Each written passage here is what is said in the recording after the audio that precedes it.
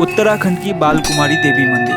पहाड़ों में तो बड़े बड़े अजगर होते हैं, चढ़ जाते हैं, तो शाम को चढ़ते हैं और क्या, बड़े बड़े जंगलों में। कहा जाता है माता पार्वती ने यही इसी स्थान पर शिव जी को वर रूप में पाने के लिए तपस्या किया था और यहाँ माता पार्वती की कुमारी स्वरूप का पूजा भी होता है। भाई इतने चढ़ते चढ़ते थक गया हूँ अभी। और तो वो देखो उधर पे दिख रहा मंदिर और मैं यहाँ पर ही हूँ।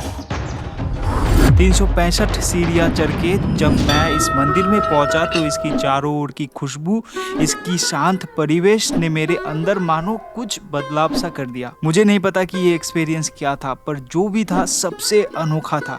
इस मंदिर में जो शांति का अनुभव मुझे हुआ वो शायद ये दुनिया से परे है, एक असाधारण अनुभव है। मैं अपनी जिंदगी में ऐसी ही जगहों पर बार बार जाना चाहूँगा।